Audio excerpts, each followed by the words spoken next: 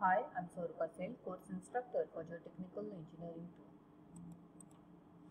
2. In this presentation, we will go through preventive measures for settlement, how to reduce differential settlement, what are the limiting values of movement for various geotechnical structures, and permissible values of uniform and differential settlement as per IS code.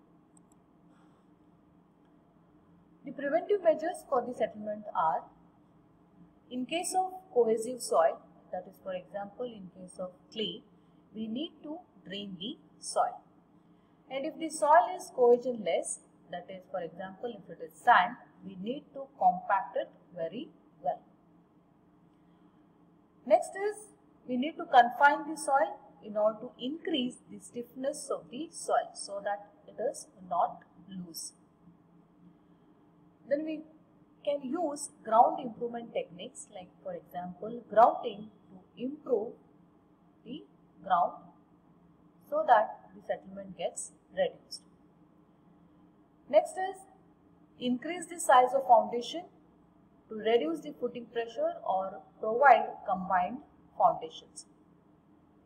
The size of the foundation can be increased so that the pressure from the footing gets reduced, or combined foundation can also be used to reduce the settlement.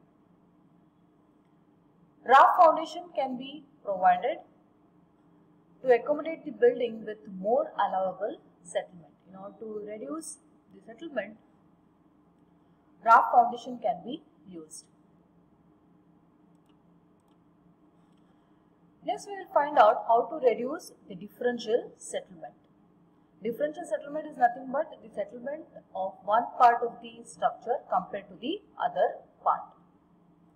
Before construction, the soil has to be dewatered or it has to be drained, or even it has to be reloaded, or sand drains can be used in order to reduce the settlement. The load of the structure has to be transferred to a soil stratum of sufficient strength. That means maximum load should not be over the soil layers of less strength or which are more compressible. Plinth beam and lintel beam can be used at plinth level and lintel level in case of a residential building which has to be constructed on weak or compressible strata. The load coming from the footing has to be spread over to a large area of the soil stratum in order to minimize the bearing pressure using mat or raft foundation. If adequate soil is not found immediately below the structure or foundation, then deep foundations can be used, like for example piles or caissons, to transmit the load to deeper and firm layers. Like for example, the firm layer can be a rock. Next, we will go to the limiting values of movement for geotechnical structures. So here we can see the design applications and the typical movements. For shallow foundation, the typical movement is 25 mm, that is for buildings. For deep foundation, it is 10 mm for skin friction to mobilize. And for other applications, that is for retaining wall, pavement, embankment and drainage, the typical movement values are shown in this table. Next is permissible, uniform and differential settlement. Here in this table, we can see that for isolated foundation and for raft foundation, the values of the settlements are given, that is maximum settlement, differential settlement and angular distortion. And these values are given for two types of soil, that is sand and hard clay, and also the values are given for plastic clay, that is maximum settlement, differential settlement and angular distortion.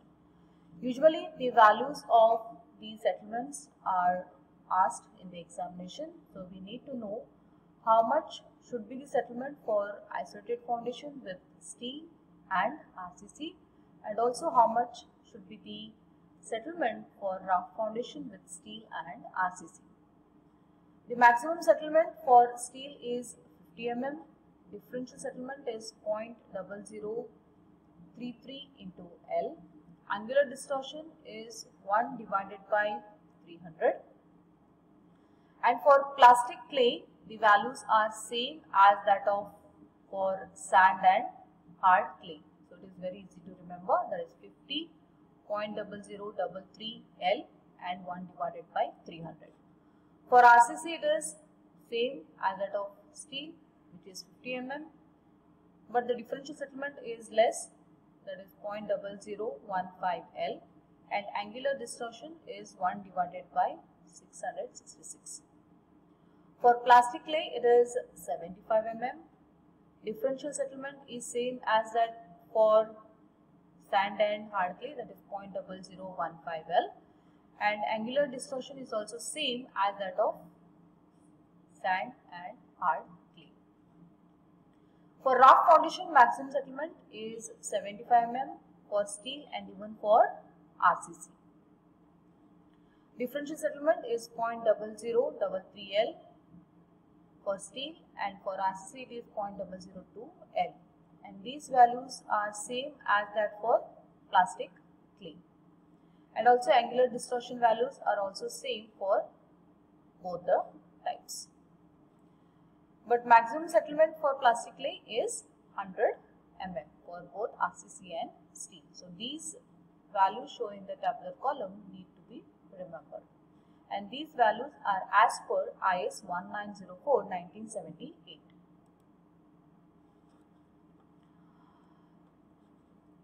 This table shows the values of Poisson's ratio to be assumed while finding immediate settlement, that is SI. In problem, the type of soil will be mentioned. Sometimes the Poisson's ratio value won't be given. So we need to assume the value of Poisson's ratio based on the type of soil, and that is as per Bowles 1996. So he has given the various values of Poisson's ratio based on the type of soil. So for clay soil which is saturated, we can assume the value of Poisson's ratio between 0.4 to 0.5. And if clay is unsaturated, we need to assume mu between 0.1 to 0.3. And rest of the values are given for other types of soil. And compression index has to be calculated if it is not given in the problem.